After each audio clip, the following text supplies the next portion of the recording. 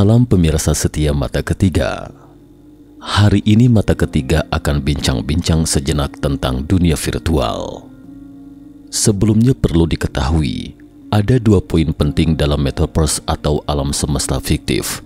Di antaranya adalah mata uang virtual dan NFT. Berikut mari kita bahas sejenak tentang NFT ini. NFT alias Non-Fungible Token secara sederhana adalah sertifikasi kepemilikan digital. Sertifikat kepemilikan sebenarnya ada di mana-mana dalam kehidupan nyata kita. Misalnya sertifikat rumah yang membuktikan bahwa rumah itu adalah milik Anda. Jadi sertifikat ini perlu disimpan baik-baik. Selain itu, ketika Anda membeli sesuatu di pusat perbelanjaan, Anda akan mendapatkan struk dengan keterangan barang yang tertulis di atasnya, membuktikan bahwa benda itu sudah menjadi milik Anda. Itu adalah sertifikat kepemilikan. Namun di dunia fisik, Anda tidak perlu menyimpan struk berupa bukti pembelian ini karena Anda sudah mendapatkan barang-barang Anda. Ini adalah transaksi secara fisik, jadi struk ini tidak terlalu penting lagi. Tetapi struk ini sangat penting di dunia maya. Segala bentuk pembelian di dunia nyata memiliki 2 unsur inti. Salah satunya adalah uang dan bukti pembelian. Artinya membeli sertifikat dengan uang dan menjual sertifikat dengan uang. Proses ini adalah jual beli. Tetapi di dunia virtual hanya berupa uang, tidak ada sertifikat. Dan NFT yang kita bicarakan ini adalah sertifikat kepemilikan di dunia virtual. Kemunculannya memungkinkan perdagangan di dunia maya pun terjalin. NFT baru muncul pada Juni 2017. NFT ini terutama didasarkan pada teknologi blockchain, tetapi agak berbeda dari Bitcoin. Ia NFT bukan uang, tetapi bagian lain dari uang.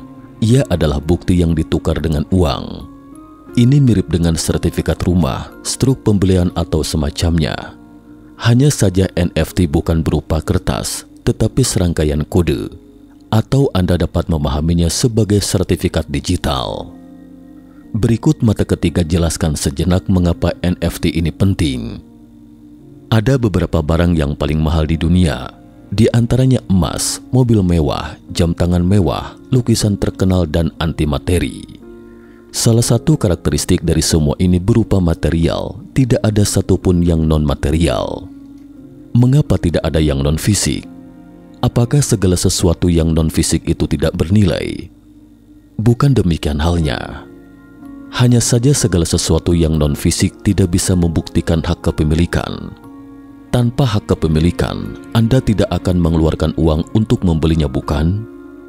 Ketika Anda membeli sesuatu tetapi tidak tahu apakah kepemilikan barang tersebut adalah milik Anda, bagaimana mungkin Anda membelinya, bukan?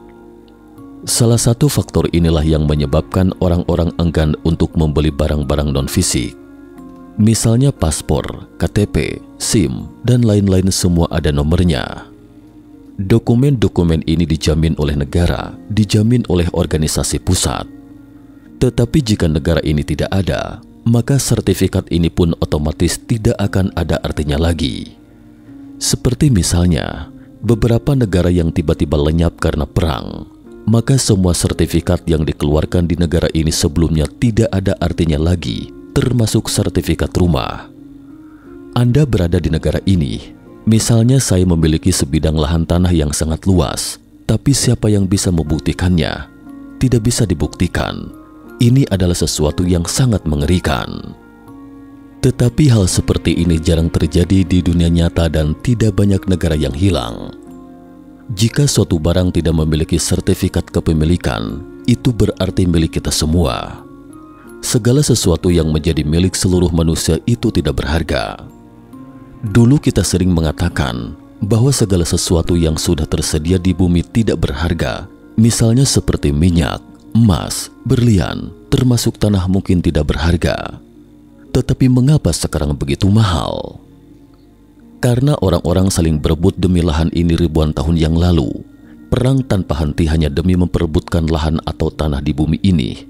Mengangkangi tanah ini dan menyatakan bahwa tanah ini adalah milik saya, kemudian mendirikan sebuah negara. Sejak itu, Orang-orang tinggal di sebidang tanah ini harus membelinya. Jadi, segala sesuatu itu menjadi berharga ketika memiliki hak kepemilikan. Oleh karena itu, satu-satunya tujuan dari perang selama ini adalah untuk merebut kepemilikan beberapa sumber daya, termasuk kepemilikan tanah, bukan karena faktor benci. Dari berlian, minyak, tanah dan benda-benda lain yang awalnya tidak berharga, menjadi bernilai ketika barang-barang tersebut diberikan hak kepemilikan. Sebenarnya inti dari segala bentuk jual beli itu adalah jual beli hak kepemilikan. Namun tidak semuanya menjadi berharga meski diberikan hak kepemilikan. Sesuatu ini akan menjadi berharga ketika diinginkan orang lain. Artinya sesuatu yang diinginkan semua orang. Ibarat minyak, kalau tidak bisa dibuat untuk pembakaran juga tidak ada gunanya. Meski menjuduki ladang minyak pun tidak ada gunanya jika tidak ada yang menginginkannya. Singkatnya, segala sesuatu yang diinginkan semua orang akan menjadi sangat berharga jika diberikan kepemilikan atau sertifikat pada barang terkait. Dan NFT adalah alat yang secara khusus meletakkan kepemilikan pada produk virtual yang diinginkan semua orang. Dalam hal ini, karya-karya di dunia virtual dan barang virtual menjadi berharga.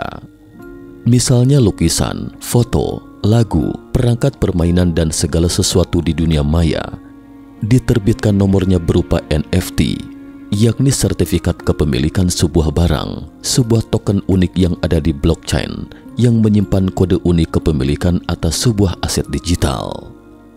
Teknologi blockchain membuat token ini jadi satu-satunya dan tak bisa diimitasi. Sistem enkripsi yang mutakhir dan dukung ekosistem blockchain membuat bukti kepemilikan atas aset digital tak bisa direkayasa dan keasliannya terjaga. NFT itu sendiri dibangun di atas teknologi blockchain yang dapat menjamin bahwa itu tidak dapat ditiru. Jadi ketika membeli produk virtual itu sebenarnya adalah jual beli NFT ini. Tidak perlu dikirim gambarnya kepada Anda. Anda bisa mendownload di mana-mana dan akan tercatat dalam blockchain ketika saya memberikan NFT kepada Anda. Barang ini pun otomatis menjadi milik Anda, sama seperti ketika kita membeli rumah di dunia nyata. Aset-aset dengan NFT akan tercatat dalam blockchain, semacam buku besar digital yang mirip dengan jaringan network yang mendukung Ethereum, Bitcoin, dan mata aset kripto lainnya. NFT adalah sertifikat kepemilikan dari dunia maya. Sementara di dunia nyata, Anda tidak perlu memberitahu dunia bahwa rumah ini milik Anda. Anda hanya perlu melaporkan ke Biro Urusan Hukum atau Kantor Pendaftaran Real Property bahwa rumah ini milik Anda. Tetapi di dunia maya, tidak ada biro urusan hukum, tidak ada negara yang mengelola NFT. Jadi perlu ada mekanisme untuk memberitahu dunia bahwa rumah ini milik Anda. Mekanisme ini adalah NFT. Lalu bagaimana saya menjual kreasi saya, seperti lukisan dan musik dengan sertifikasi NFT? Dan bagaimana kita membeli NFT? Dikarenakan tersambung dengan blockchain, transaksi NFT terbilang sangat serupa dengan mata uang kripto. Namun yang membuat sedikit berbeda ialah NFT tidak bisa ditukarkan dan hanya bisa diperjualbelikan. NFT pada prinsipnya melambangkan kepemilikan segala elemen digital. Jadi apapun bentuknya mulai dari karya seni, item virtual dalam video game skin, musik hingga barang koleksi dapat didaftarkan NFT. Yang penting jangan sampai lupa kata sandinya. Saat ini platform perdagangan NFT terbesar dan paling awal di dunia adalah OpenSea. Ada berbagai produk virtual seperti lukisan, foto, musik, avatar dan sebagainya. Teman-teman bisa jalan-jalan sejenak ke OpenSea. Konon katanya, banyak seniman terkenal mulai menjual karya seni mereka di sana. Tentu saja Anda juga dapat mengunggah karya virtual Anda sendiri di sana. Adapun terkait tata cara menjual karya seni NFT, teman-teman bisa mencari tahu selengkapnya di internet. Saat ini, NFT dengan tawaran tertinggi di OpenSea adalah gambar animasi Da Vinci, yakni segala sesuatu yang misterius di semua lukisan Da Vinci. Sebuah karya yang menggabungkan semua lukisan Da Vinci. Tapi Da Vinci telah lama meninggal dunia, jadi kepemilikannya mungkin sudah tidak ada. Kemudian dia menggabungkan gambar itu dan menjadikan buah karyanya sendiri. Gambar ini sekarang harganya sekitar 260.000 Ethereum. Jika 1 ETH Ethereum dirupiahkan, setara dengan 63.250.000 rupiah kurs sekarang. 260.000 Ethereum setara dengan 1,2 miliar dolar AS atau sekitar 17 triliun rupiah. Omong-omong, sebagian besar transaksi NFT saat ini menggunakan Ethereum bukan Bitcoin, karena Bitcoin tidak memiliki fungsi NFT. Meskipun Bitcoin adalah mata uang virtual paling awal, tapi fungsinya paling sederhana dan tidak begitu banyak fungsi lain. Ini juga menjadi batasannya. Sebaliknya, Ethereum memiliki banyak fungsi, banyak aplikasi dapat dikembangkan di sana, dan NFT adalah salah satu aplikasinya. Saat ini, karya seni atau gambar termahal yang pernah dijual di OpenSea adalah gambar bergaya pixel art ini. Gambar ini adalah CryptoPunk 9998. Gambar ini dijual seharga 124.457 Ethereum sekitar pukul 11 malam pada 28 Oktober 2021, setara dengan 530 juta US dollar. Harganya yang fantastis bahkan melampaui lukisan Yesus Kristus yang dibeli Pangeran Arab Saudi. Mengapa gambar ini sangat berharga? Sebenarnya, CryptoPunk ini adalah karya NFT paling awal di dunia. CryptoPunk menghasilkan sejumlah penjualan NFT paling mahal. Mereka adalah kumpulan 10.000 karakter digital unik yang dihasilkan secara acak. Mereka dikembangkan oleh Matt Hall dan John Watkinson dari studio game Amerika Larva Labs. Ketika NFT pertama kali diluncurkan 4 tahun lalu, 2 insinyur perangkat lunak Kanada merancang 10.000 avatar ini. Avatar-avatar ini sekilas terlihat persis, tetapi tidak sama. Sebenarnya ini juga bukan rancangan mereka, tetapi dihasilkan menggunakan AI kecerdasan buatan. Sebagian besar gambar-gambar ini dijual seharga $1 pertama kali dijual. Paling mahal juga 30-an dolar AS, tetapi dengan cepat dibeli oleh 10.000 orang. Belakangan 10.000 avatar ini terus dijual kembali dalam 4 tahun terakhir dan meningkat menjadi beberapa puluh juta hingga ratusan juta dolar AS. Semua harga jual kembali ini dapat ditelusuri secara online. Seperti misalnya avatar termahal seharga 530 juta dolar AS ini baru dibeli 3 bulan lalu seharga 110 Ethereum atau sekitar 520.000 dolar AS ketika itu. Dalam 2 bulan selanjutnya, seketika naik 1000 kali lipat menjadi 530 juta dolar AS. Mata ketiga sempat menciri tahu 1 miliar dolar AS dapat masuk ke peringkat 2.600 teratas di dunia.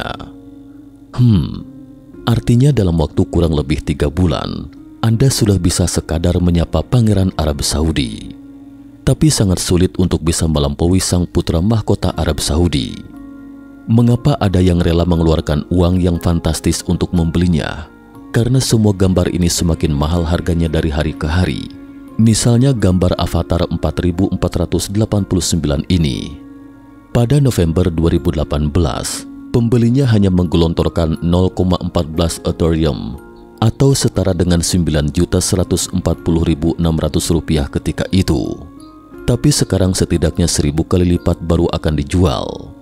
Tentu saja, bukan hanya orang biasa seperti kita yang membeli karya seni ini.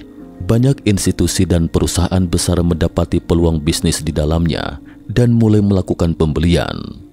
Misalnya Visa yang terkenal membeli gambar avatar 7610 ini seharga 150.000 dolar AS. Mungkin terlintas dalam benak teman-teman ingin segera membelinya, tapi sayangnya sudah tidak ada stok. Anda juga bisa menanyakan harganya, tetapi Anda harus memiliki lebih dari 100 Ethereum atau sekitar 6,3 miliar rupiah untuk menanyakan harganya. Gambar avatar ini sekarang setidaknya 100 Ethereum harganya. Jika Anda dapat membelinya dengan 100 Ethereum, maka Anda hanya menunggu waktu untuk menjadi milioner berikutnya. Mungkin juga Anda akan rugi saat menjualnya. Misalnya Anda membelinya seharga 120.000, tapi Anda akhirnya menjualnya seharga 100.000. Rasanya seperti rugi, tetapi Ethereum selalu naik. jadi kemungkinan besar tidak rugi, sebaliknya justru untung. Misalnya transaksi terakhir gambar 3468 ini dijual seharga 200 Ethereum atau setara dengan 940.000 US dollar. Namun ketika dia membelinya seharga 255 Ethereum, dia hanya menghabiskan 810.000 dolar AS. Hanya dalam tempo 3 bulan meraup keuntungan 100.000 dolar AS atau sekitar 1,3 miliar rupiah. Terlihat seperti rugi, padahal tetap mendapatkan keuntungan karena naiknya harga Ethereum. Selain itu, NFT juga memiliki fitur yang sangat bagus, yaitu NFT komoditas. Semua riwayat transaksinya akan tetap online dan dapat dilacak selamanya. Oleh karena itu, kreator asli sebuah karya seni dapat menetapkan royalti. Misalnya 10% dari volume transaksi. Tidak peduli bagaimana produk dijual di masa depan, berapapun transaksinya, 10% setiap transaksi akan kembali ke tangan pembuatnya. Misalnya 580 juta dolar AS, kreator asli dari transaksi ini akan menerima 58 juta dolar AS. Ini sepenuhnya tidak sama dengan transaksi karya seni sebelumnya. Picasso banyak memiliki lukisan dan terjual dengan harga begitu tinggi, tetapi tidak mendapatkan 1 sen pun. Tentu saja pada awalnya Picasso mungkin telah menjual banyak lukisan, tetapi tidak dapat dibandingkan dengan nilai uang saat ini. Oleh karena itu, para seniman di masa lalu sangat memperhatikan berapa banyak uang dari transaksi pertama yang dijual. Mereka harus menjualnya dengan harga yang bagus. Jika tidak peduli bagaimana naiknya harga di masa depan, itu tidak ada hubungannya dengan Anda. Karena itu mereka yang paling merekomendasikan NFT adalah para seniman. Tak sedikit pula seniman yang memutuskan untuk tidak lagi melelang karyanya. Tempat pelelangan membutuhkan banyak tenaga kerja dan sumber daya material dan juru nilai untuk menilainya. Penilai ini juga akan meraup banyak uang. Jadi juru nilai mungkin akan kehilangan pekerjaannya di masa depan. Tidak perlu juru nilai lagi. NFT dapat menjamin barang itu selamanya asli. Jadi biaya transaksi ini juga akan menurun tajam.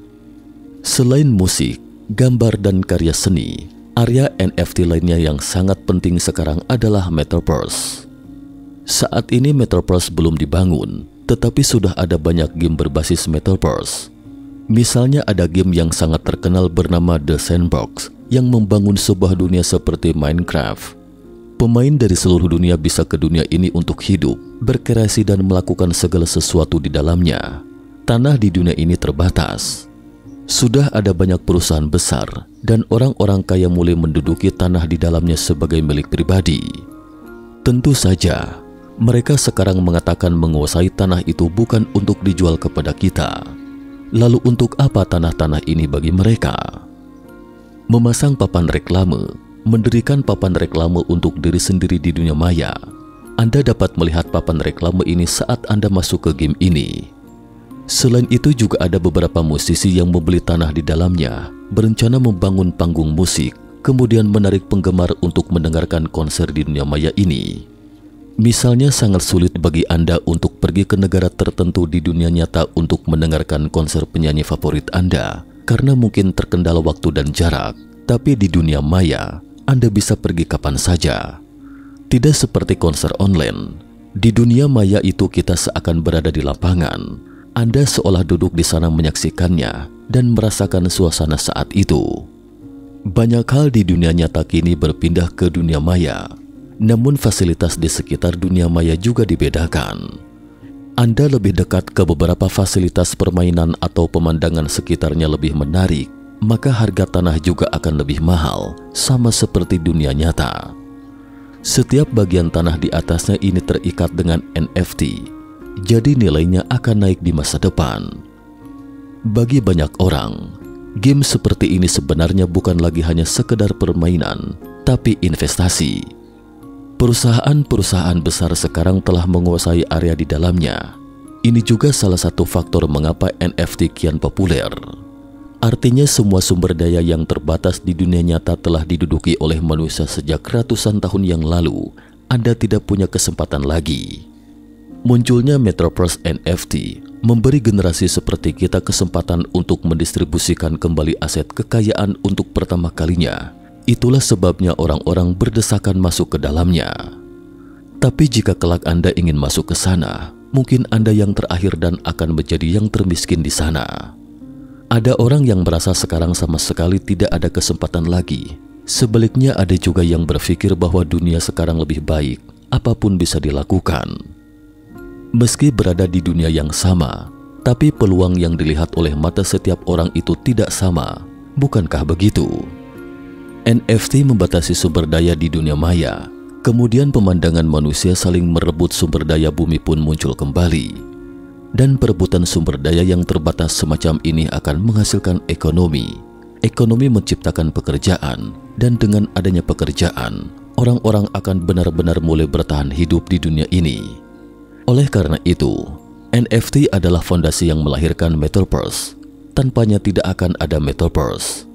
Seperti disebutkan di atas, jika Anda menciptakan beberapa karya seni di Metaverse, membuat sesuatu yang berharga, maka Anda dapat menjualnya. Sama seperti permainan The Sandbox, ada orang yang membangun rumah di dalamnya. Rumah yang dibangun pun sangat indah dan megah. Anda dapat mengeluarkan uang untuk mengundangnya ke rumah Anda membangun rumah. Dia juga bisa membuat beberapa produk seni, membuat beberapa alat dan membuat segala sesuatu. Ini sama dengan produsen dan pengrajin di dunia nyata. Anda dapat mencari pekerjaan di dalamnya jika Anda dapat menciptakan sesuatu yang bernilai. Sekarang ada perusahaan yang sangat terkenal, mungkin ada yang belum pernah mendengarnya. Tapi perusahaan bernama RTFKT ini sangat terkenal di dunia maya.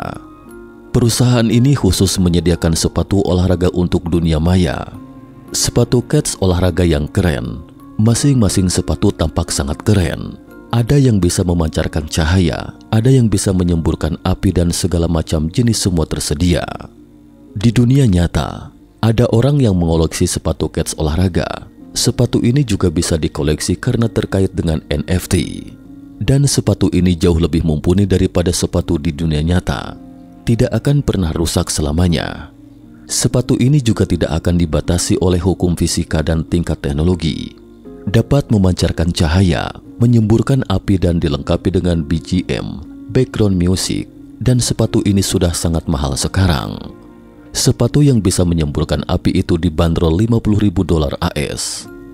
Sepatu itu akan menjadi pemiliknya bagi siapapun yang berani menawar lebih tinggi.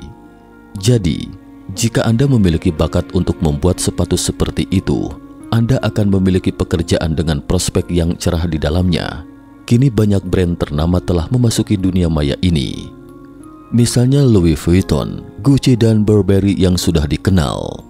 Setelah mereka mulai berkecimpung di dunia maya, mereka pun menjual produk virtual mereka sendiri di dalamnya. Mulai dari pakaian, sepatu, furniture, semuanya lengkap tersedia. Namun jika Anda tidak memiliki bakat seperti itu, tidak apa-apa, Anda bisa jual beli di dalamnya.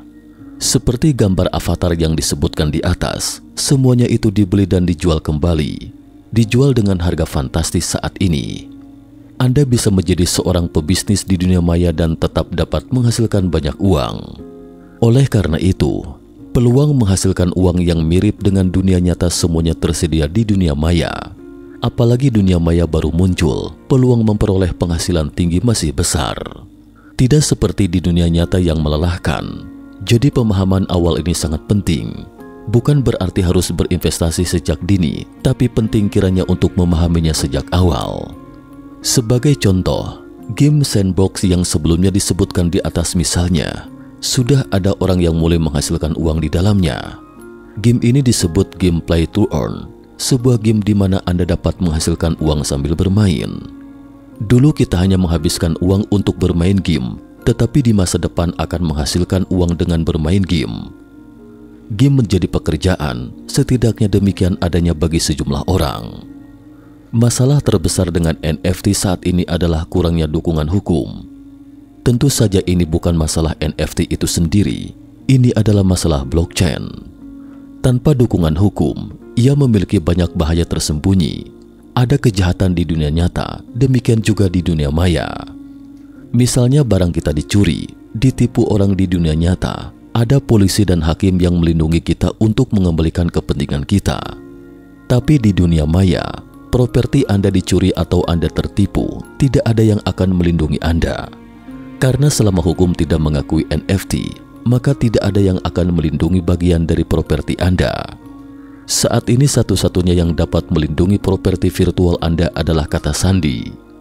Tetapi begitu kata sandi ini dicuri oleh peretas, maka Anda benar-benar tidak punya apa-apa. Dalam 1 atau 2 tahun terakhir, banyak berita tentang peretas yang mencuri Bitcoin atau uang digital. Di masa depan peretas juga dapat mencuri NFT. Ini adalah masalah yang sangat nyata. Baik itu di dunia nyata atau maya, tidak tertutup kemungkinan properti kita akan dicuri atau ditipu oleh orang lain. Hanya saja kita bisa menyelesaikannya secara hukum di dunia nyata. Tapi di dunia maya, kita tidak bisa mengatasinya. Jadi jika Anda akan membeli produk virtual, sebaiknya ke platform resmi untuk membeli. Pastikan untuk mengingat kata sandi Anda. Ini adalah kuncinya. Anda hanya bisa melindungi diri Anda sendiri. Di masa depan, akankah ada undang-undang perlindungan serupa seperti di dunia nyata? Saya pribadi merasa kemungkinannya kecil. Hukum itu sendiri dan blockchain pada dasarnya bertentangan. Blockchain terdesentralisasi, sedangkan hukum dirumuskan oleh negara. Ini juga salah satu sebab mengapa sebagian besar negara menolak mata uang virtual. Lagi pula NFT bukanlah mata uang, tetapi juga memiliki atribut desentralisasi. Misalnya sekali NFT Anda bermasalah, mungkin melibatkan orang-orang dari berbagai negara, lalu Anda harus melapor ke polisi negara mana. Polisi negara mana yang akan membantu Anda menyelesaikan masalah ini? Kita juga tidak tahu hukum negara mana yang berlaku, karena hukum hanya berlaku untuk satu negara, bukan begitu? Tidak ada hukum umum, jadi sangat sulit menggunakan hukum untuk menyelesaikan masalah aset virtual. Sebenarnya itu adalah masalah kecil.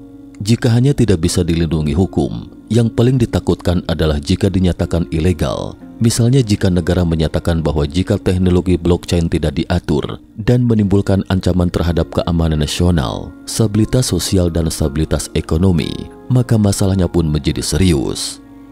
Jadi sekarang, mengenai hal-hal ini dalam teknologi blockchain, seperti mata uang virtual atau NFT, pandangannya sangat terpolarisasi.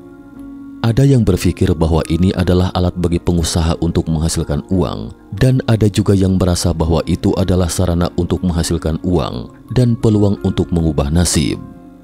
Karena tidak memiliki yurisdiksi, artinya dimanapun tempat yang tidak dilindungi hukum, kerap mengandung risiko sekaligus peluang. Dan pekerjaan ini juga dapat dipisahkan, yaitu pekerjaan yang berhubungan dengan fisik Anda di dunia nyata. Semua pekerjaan yang tidak ada hubungannya dengan fisik bisa dipindahkan ke dunia maya. Selain itu, hal-hal terkait ekonomi juga dapat dipindahkan ke dunia maya, memasak, pijat, dokter atau apapun itu, selama hal-hal yang berhubungan dengan fisik Anda itu ada di dunia nyata.